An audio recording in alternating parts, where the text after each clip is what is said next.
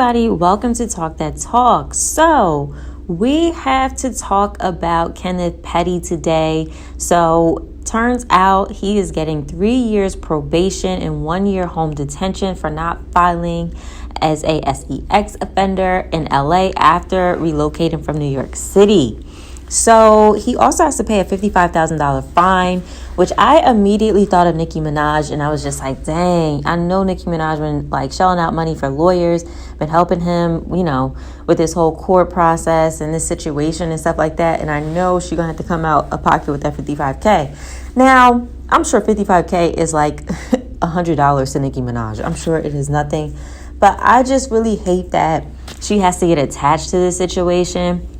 I really do. I just wish he didn't have all this stuff going on so a lot of people could just focus on Nicki Minaj as an artist and her music, because she is back and ready to take over everything since she, had the baby and took a little break. So I just wish she didn't have this stuff attached to her because she really doesn't need it. Now, let's talk about Glorilla. She signs with Gotti and gets a ton of backlash. Let's see.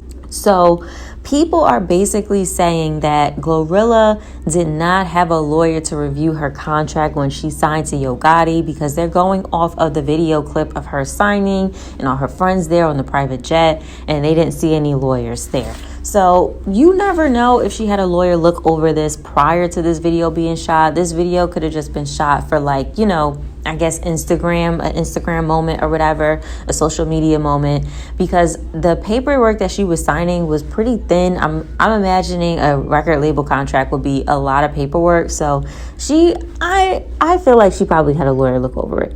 She was getting a lot of comments that was more negative than positive. It wasn't a lot of congratulations. Now people are pulling up old tweets, that basically has her saying that other artists are better than Gotti, and now she's signed to Gotti. So it's just like, why once she gets signed and she has her FNF song become real popular and she's, reaching levels of success in her career, people are going out of their way to pull up old tweets and anything they can find on this girl to put her in a negative light, to downplay her signing to Gotti. That is what I really don't understand. She's got a lot of haters, and she decided to respond to the haters as well. Now, let's talk about Beyonce. So, Beyonce's album is coming out the end of July. She just dropped her song Break My Soul. That is a top 10 record right now. So, it has come out that Beyonce is doing Me Too checks on any artist that would like to work with her on her upcoming project that's coming out this month. I don't blame her. I mean, Chris Brown just did an interview and he basically said he would love to collaborate with Beyonce, and we know that's not going to happen because he's got too much negativity around him, and he beat a woman that we all know, and he's just got a lot going on, and he's just really not somebody that I guess she wants to be attached to with all that negativity. There's other artists that want to work with her as well, so she is doing Me Too checks because Beyonce don't have time to be attaching herself to any artist that are seen in a negative light, and are doing the really bad things. So I really don't blame her for doing this. I don't even know why this is really news that people are reporting. I mean, I think everybody should be doing checks on people who they work with. Get to know who you're working with, period. Now, Billboard is saying that the song WAP by Cardi B and Megan Thee Stallion is defined as the first quarter of the 2020s because it was number one on Billboard Hot 100 and it has 93 million US streams. So it defined the first quarter of the 2020s. How do you guys feel about this? I mean, this song was the biggest song out when it came out. It was played everywhere. Everybody was saying WAP everywhere. I had older family members saying that song, singing that song and stuff like that.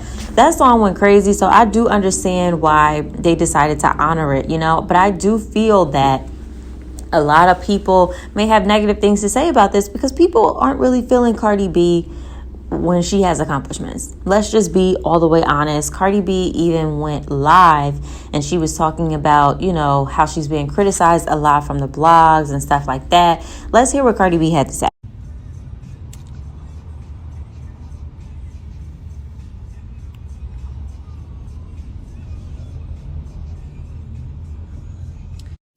How you guys doing?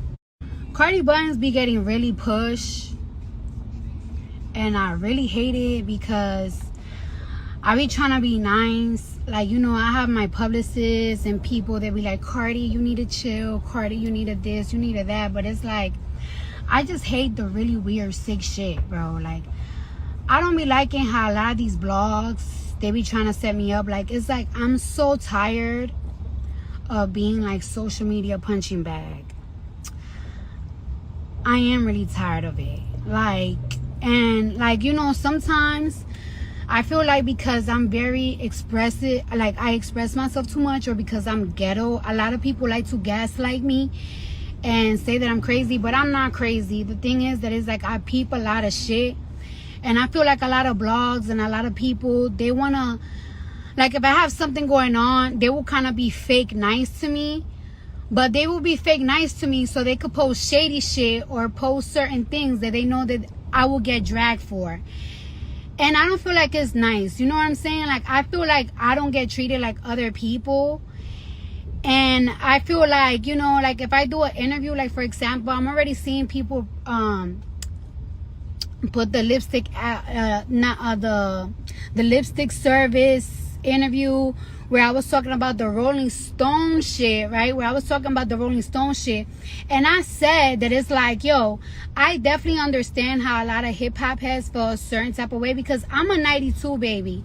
So I do, like, I have a classic album, but then it's like, I do understand, like, how would y'all put me, like, before Biggie album and Nas album? And I said clearly in that interview, like, I feel like Rolling Stone did that, like, to cause a conversation or to cause havoc. And unfortunately, I became the punching bag. But I feel like a lot of blogs posted, like, certain clips just so I can't think, just so I could get dragged again. And it's like, seriously, if that's, like, your end goal for me to get dragged, like, just stop. Because seriously, like, it's like I'm in a place that it's like I can't mentally take it. Like it becomes tough for me, you know. Like I'm a tough person, but it's just like it gets too hard when every single day you become social media punching bag, and then people do things like to provoke it even more. Like, that's why don't go as live as much as I used to. And that's why I get, like, I have like a phobia.